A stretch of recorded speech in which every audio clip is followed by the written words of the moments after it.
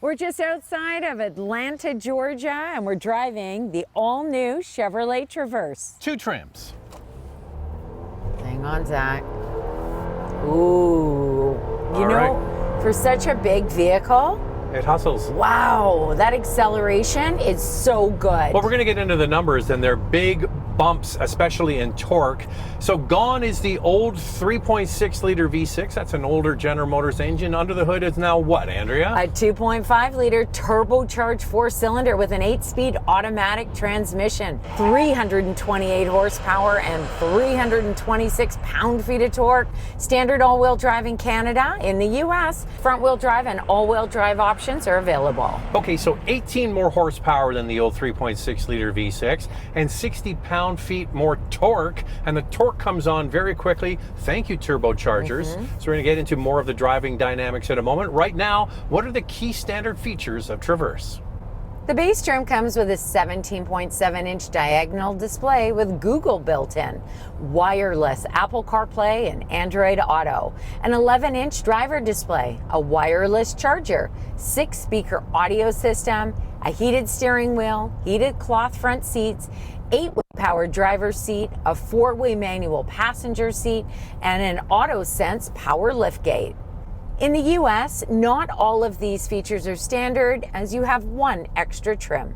I'm just sitting here, Andrew, looking at that big, massive screen looking at me. More on the screen in a moment. Right now, what are we going to put it in? Got to put it in S for subscribe, and if you can hit that notification bell, you'll be notified when all of our reviews drop, and then you can watch them. And we do this, the couple car review, twice a week. The first one drops on Wednesday. We put another one out on Saturday. So make sure to like and subscribe, but also follow along on Instagram. It's Motormouth_Andrew to see what's going on behind the scenes, and also to get a question in.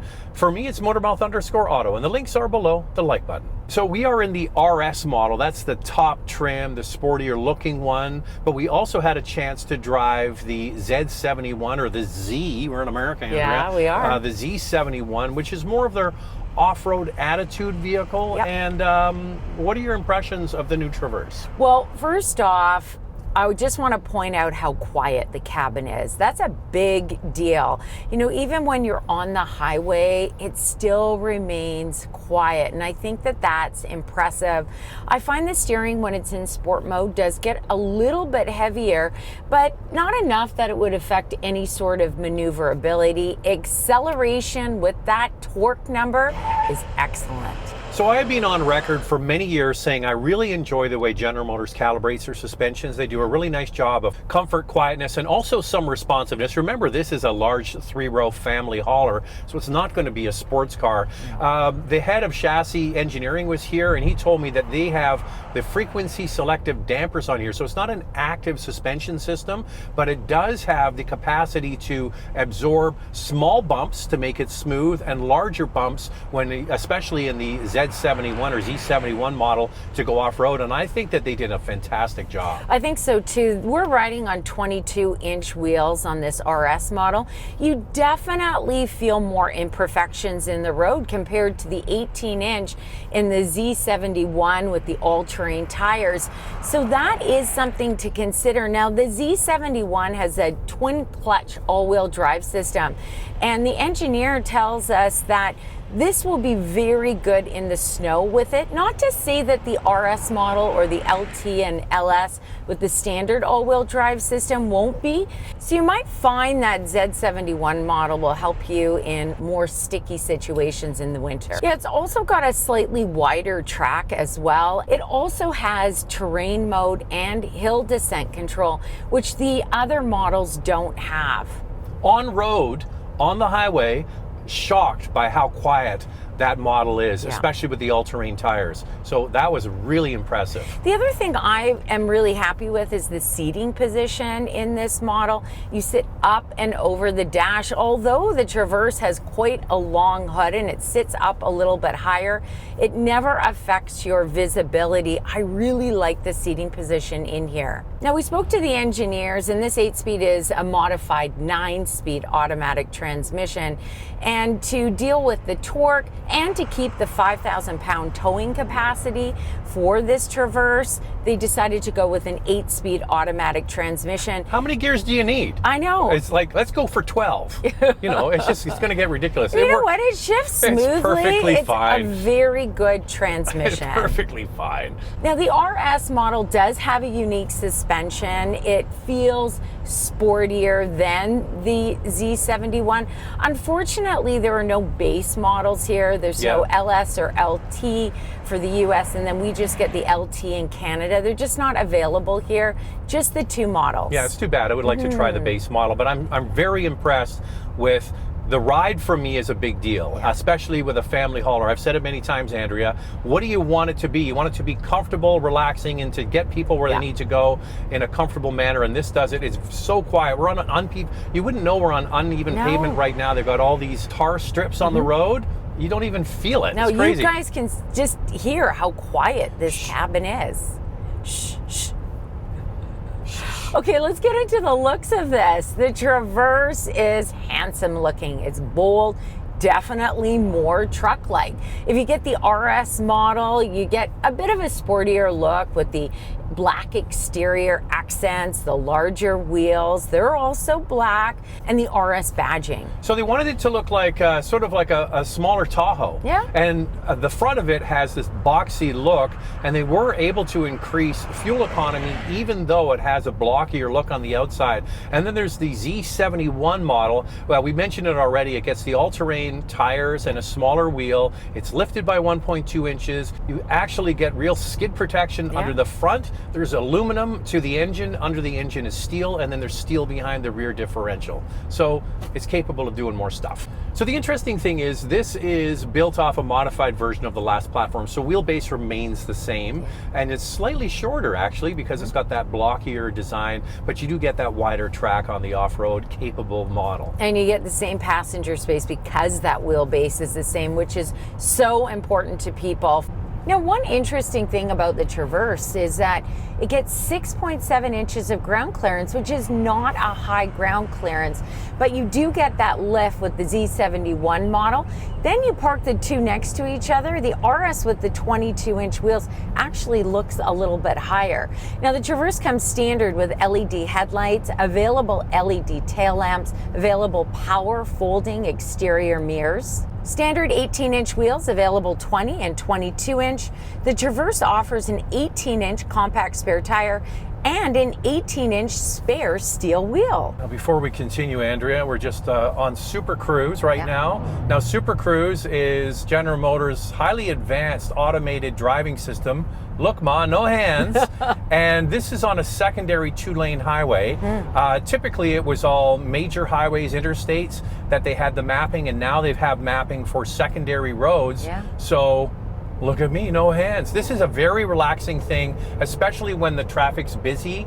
Stop and go traffic is very comfortable. We heard from the Chevrolet marketing manager that 80% of people who have Super Cruise in their vehicle, when they go and purchase another one, they want Super Cruise. Now, the interior, my goodness, the standout in this interior is these screens. These screens are standard 17.7-inch touchscreen and an 11-inch digital driver display. The old model came standard with a 7-inch touchscreen, available 8-inch. So, wow, Chevrolet, you have come to the table with this interior. So after Questions, Coffee, and Cars, we're going to get into the pricing and our vital stats. And you're going to see this is very competitively priced, even with all this in-dash technology, good looks, new powertrain, great drive. I think this thing is going to do very well in the marketplace, and I think interior is a big part of it. It's nicely finished. This one, the RS and the Z71 or Z71 have this red applique on the door cards and across the dash. Do you like that? Yeah, I like it. I don't mind it. I know some of you have said on Instagram you're not crazy about the red and you wish there was a different color option. This is what you get. But what I'm impressed with is all the soft touch materials in here. It is everywhere. There's a little bit of piano black at the center console, but even the trim piece at the center console is soft touch material with the red stitching. I mean, there's a lot of storage in this vehicle, which you expect for a family hauler. Underneath, it's a floating console. Yeah. They have a big space where you put your phone and it charges very quickly. They've moved the shifter up to the column. Some people like that or don't like that. But a couple of things, Andrea. Real switch gear for the HVAC controls and a volume knob, a big volume knob. It's really well done. Now, if you want to put the headlamps on, it's, you know, typically you see it on the left side. They're no longer there. It is in the screen, but there's a tab to the left that has them. And, you know, once you know where it is, it's easy enough to use. The tab is always on. My favorite thing is to turn the lane keep assist off.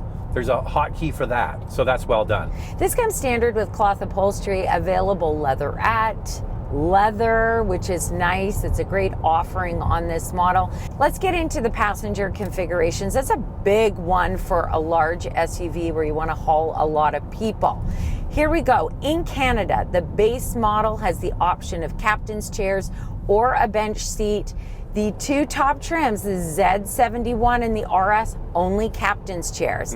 In the US, the base model, that LS model, comes standard with a bench seat. LT has the option of both. And the top two trims, just like in Canada, you get captain's chairs. Now, we did mention that to Chevrolet, that there are other vehicles that offer a bench seat on the top trim, and they said if they get requests, I mean, it is something that they could add. They're open to it. You see the Honda Pilot, you see the Atlas, and now the Ford Explorer's got it. They always say, yeah, we'll look at it. Will they really look at it, Chevrolet? Maybe we keep complaining. Are you really going to look at that? Yeah. To make things super easy and convenient, there's a new SmartSense liftgate that recognizes your presence and opens the tailgate for you. Other available features include ambient lighting, a panoramic sunroof, 10-speaker Bose sound system, a 6-way power passenger seat, ventilated front seats, heated rear seats, and one touch fold second row and power folding third row. Here's me getting in the back seat. First of all, it's a perfectly flat floor in the second row, so there's lots of space to tumble kids in and out. You have plenty of headroom, plenty of leg room. The seats slide fore and aft. They recline as well. This has a lot of space. You can really stretch out. Comparing the Traverse to another biggie, the Toyota Grand Highlander, the Traverse offers 44.3 inches of front row legroom, which is over 2.5 inches extra than the Grand Highlander. Second row legroom at 41.4 inches is almost 2 inches bigger than the Toyota. And here's me getting in the third row. I wouldn't say the seats are super soft, but there certainly is enough space even for adults to sit back there. Third row legroom at 32.1 inches is almost 1.5 inches smaller than the Grand Highlander. Lift the power tailgate and you see a very useful space even when all of the seats are up. And then you lift the bottom up and there's a very large trough there, so this is big. Cargo space behind the second row at 56.6 cubic feet. Behind the third row, 22.9 cubic feet.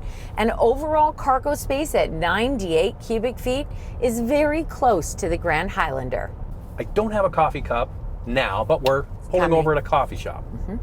Time now for questions, coffee, and cars. We're in the parking lot of Gallery Row Coffee in Georgia. Really good coffee. Yeah, now it's time for your questions from Instagram. That infotainment system is quite the change from the previous model. How was its operation and responsiveness? Also glad to see some physical switches for climate control and it not all being screen-based. Well, we said it already, big volume knob. Sure, you've got the column shifter, still buttons for the HVAC controls, and then you get all this real estate on every trim. This is the screen you get. And I paired my phone, wireless Android Auto, like that. Was it like that?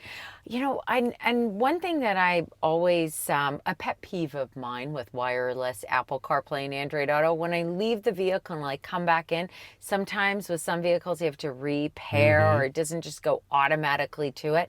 That wasn't the case with this. So a lot of people talking about how General Motors has made an announcement they're getting rid of Apple and Android. That's only on the EVs. Yes. So the gas models, still not a problem. Yeah. And this dash, we found out because at the coffee shop, we have chief engineer here, told us, because we don't have the LT here, it is the same interior. Yeah. The only difference is this red is replaced by a sort of a gray. And they showed us some pictures. Looks exactly the same. And all this soft touch material is in the LT model, which offers a ton of value. I would say that's the best value trim because you can take it as it is, or you can add features like this panoramic sunroof if you want it. Wait for the price. You'll be surprised. It's quite good. Oh my goodness. I mean, they have kept this Traverse so competitive. I have one on order. Can you tell us how the Z71 handles and rides on the highway? I do a lot of highway driving and I hope I made a good choice with that one. So we spent all day yesterday driving the Z71 or Z71 and now today driving the RS. And there is a difference, and a big part of it comes down to the wheels and tires. We talked about it earlier. So you've got a very large wheel on this model, less sidewall, and a smaller, bigger sidewall on the other one. And it's really, for me, it's the on-center feel is a little more vague on the Z71. And it's more precise on this. But I will tell you, we've been over uneven pavement and a bunch of different roads here in Georgia, and this is surprisingly compliant for such a big vehicle. Yeah, it really is. And now it's time for our hot topic. What's this one, Andrea? I wonder why GM didn't hybridize their new 2.5 liter to better compete with the likes of the Toyota Highlander. Chevrolet tells us that they're fully aware of what's going on in the market and how popular hybrids have become. EVs are up, but not growing at the pace that manufacturers had hoped. They tell us a PHEV, a plug-in hybrid, is in the works for North America for select models, but it will take some time for it to come. Think about the Chevrolet Volt. It was so ahead of its time with the plug-in hybrid technology. People who had those love them. Yeah. They proved to be very, very reliable and bulletproof. So that's something they could pull off the shelf and maybe rework for something like this. All right, so now we're going to get into all the stuff you need to know. Price is very important. You're going to see that there's good value in our vital stats. Let's start with pricing. We'll do Canada first and then move on to the US. This is MSRP. The LT model starts at just under $48,000 and the top RS is just under $63,000 Canadian. In the US, the base front-wheel drive model starts at just over $37,500 and that first all-wheel drive model is just over $39,500. Here's the fuel economy for the front-wheel drive model sold in the U.S. 20 miles per gallon city, 27 miles per gallon highway. For all-wheel drive models, it's 12.4 liters per 100 kilometers city, 9.9 on the highway. That's 19 miles per gallon city, 24 miles per gallon highway. Like most other mid-size crossovers, this can tow 5,000 pounds. And the warranty is 3 years, 60,000 kilometers, or 36,000 miles. Lightning round, two things we like to see improved. This is a real value leader. I like the competitive price point. I think it's going to be a big win for General Motors. What I'd like to see is a bench seat offered as an option, at least on all trims. And only having a power passenger seat on the top trim, that's a no-no, GM. Yeah. That's a no-no. All right, so there you go. That is a look at the all-new Chevrolet Traverse. What do you think of that? If you like what you see, subscribe. Thanks for watching, and we'll see you next time.